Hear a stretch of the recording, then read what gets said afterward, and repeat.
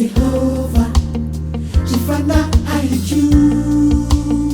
zay rehetra atao anaty misaorana anarany mahasina misaorany Jehova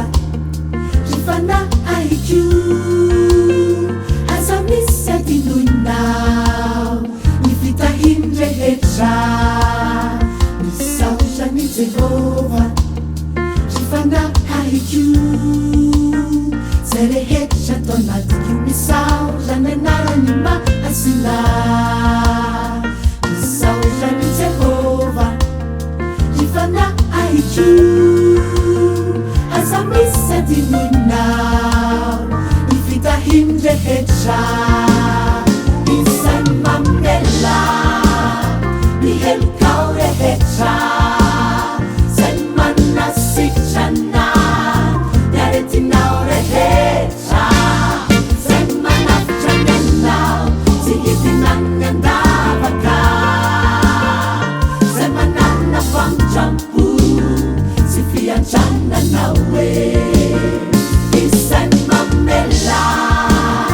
ny helokao rehetra zay manasitrana ny aretinao rehetra zay manafitra nenao tsy hidinany andavaka zay manana famotrampo sy fiantrananao misaorany Jehova jifanahaiko zay rehetra atao anaty misaorana anarany mahasina misaorany Jehova jifanahaiko aza misy adinoinao ny fitahiny rehetra